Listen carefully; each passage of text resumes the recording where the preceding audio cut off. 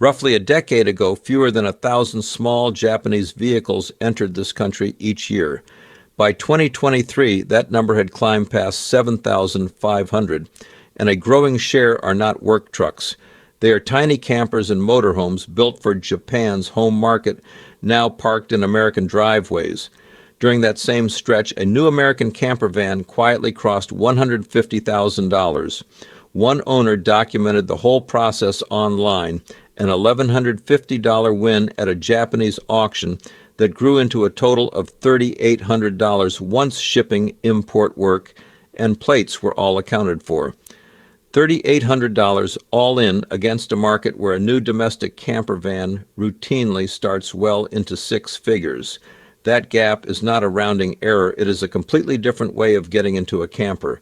A federal rule on the books since 1988 is the reason this shift is possible. So why does a camper van Japan never built for export make more financial sense than one built right here?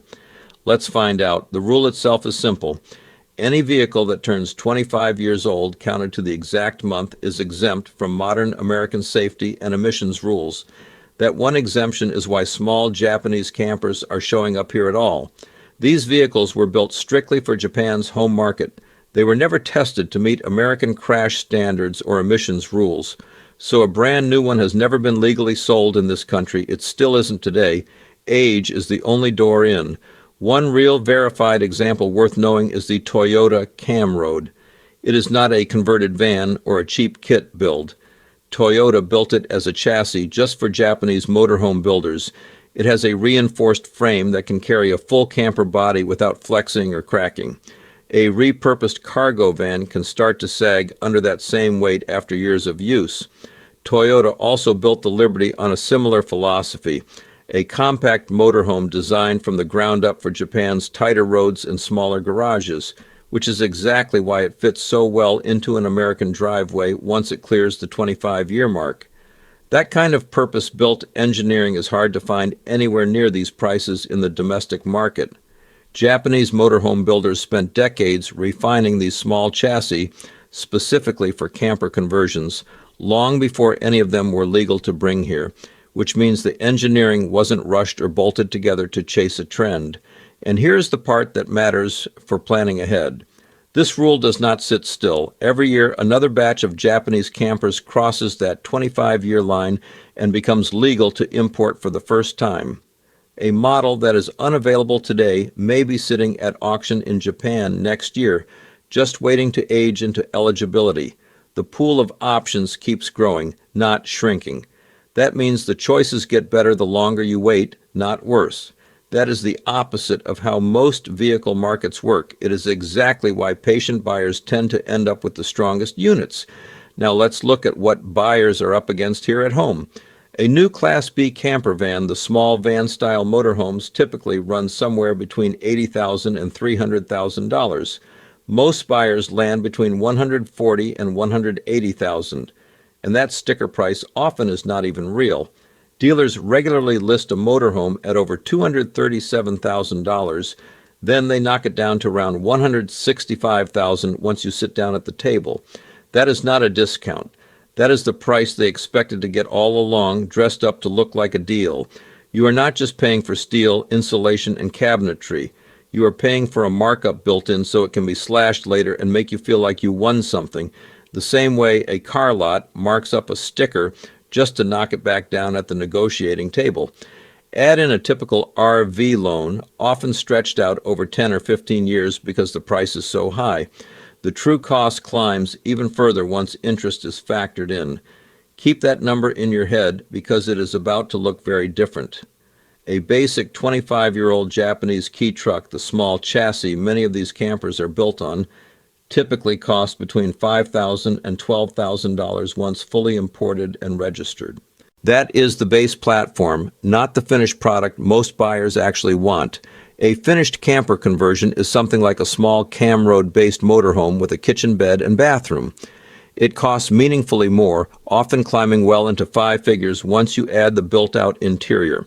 On top of the purchase price, plan for shipping, import duties, a broker fee for the paperwork, and the cost of getting it titled and registered in your state. Even after stacking all of that on top, you are still nowhere near the six-figure range new domestic campers demand. You may have seen a headline claiming you can buy a brand new K camper for around $4,000. That claim is false, and it matters why. New Key vehicles are not certified to meet American emissions and safety standards. No dealer can legally sell one here brand new at any price, camper or otherwise. Every single one on American roads today is an import that already aged past that 25-year mark. If that headline shows up again in your feed, you will know it is fiction, not a loophole someone found. If that number surprised you, hit subscribe now, because knowing the real numbers is the only thing standing between you and the next fake headline built to waste your money. None of this comes free of trade-offs. You need to understand them before you get excited about a cheap import camper. Legality is the big one. Right now, roughly 19 states allow these vehicles on public roads without major restrictions. A handful of others allow them, but only with limits. That might mean reduced speed zones or a low-speed vehicle class instead of a full highway vehicle. Several states, including New York, make registration hard or block it outright. This is not settled national policy. It changes state by state and sometimes county by county, and it can even shift within the same state depending on which office reviews your paperwork. So check your own local rules before you fall in love with one of these campers. Call your local Department of Motor Vehicles directly. Ask about titling a 25-year-old Key import before you send any money to an importer. The rules can shift year to year, and a truck that was easy to register 2 years ago may face new questions today. Space is the next reality check. The base vehicles are capped by law at just over 11 feet long and under 5 feet wide, so the finished camper is genuinely tiny compared to even a small American camper van. If you are picturing a full kitchen and a real shower, adjust your expectations now. What you get instead is a bed, a small cooking setup, and just enough room to sit up comfortably. Then there is the driving position. These are right-hand drive vehicles built for a country that drives on the opposite side of the road from us. That takes real adjustment, especially at drive-thrus, toll booths, and tight parking lots. It is not dangerous once you are used to it, but it is a genuine learning curve, and it is worth test sitting in one before you commit any money. Storage is another practical question many buyers overlook.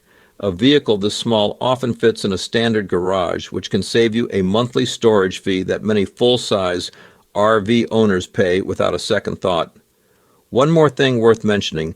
You may see cheap Chinese-made electric mini trucks marketed alongside these Japanese imports, sometimes even in the same online listings. They are not the same product. Those vehicles are usually capped at low speeds, fall under a completely different regulatory category, and generally cannot handle real highway driving the way an imported Japanese camper can. Do not confuse the two when you are shopping, because the legal path and the real-world performance are nothing alike. So who does this actually make sense for? If you value saving real money, do not need much living space, mostly take short trips close to home, and live in a state that allows these on the road, a small Japanese import camper is a legitimate smart option. You get a purpose-built little motorhome for a fraction of what a new American camper costs, and something genuinely different from what every other RV owner in the campground is driving. Take Tyler Heastand, a remodeling business owner in Pennsylvania, who bought a 1994 Subaru Sambar for about $10,000. He did not buy it because it was trendy. He bought it because it does the job he needs without the payment that comes with a six-figure loan. That is the same math every buyer in this situation should be running for themselves, not just for a work truck, but for a camper too.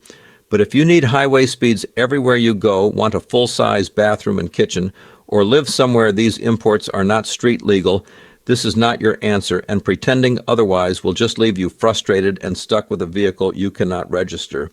That is the honest split. It is not that one option beats the other in every single situation. It is that one of them is finally an option at all, at a price regular people can actually afford. That is because of a rule most Americans never knew existed until their neighbor's driveway told them so. The next time you see a listing for a compact motorhome selling for a fraction of what the dealership down the road wants, do not assume it is too good to be true. Check the rules, check your state, and check what you are actually getting before you decide. Before you send a deposit to any importer, ask 3 things. Ask for the vehicle's export certificate showing its true build date. Ask whether the price includes shipping and broker fees or just the vehicle itself, and ask exactly which state it will be titled and registered in first. Those three questions alone will filter out most of the bad deals before you ever wire a dollar. A legitimate importer will answer all three without hesitation.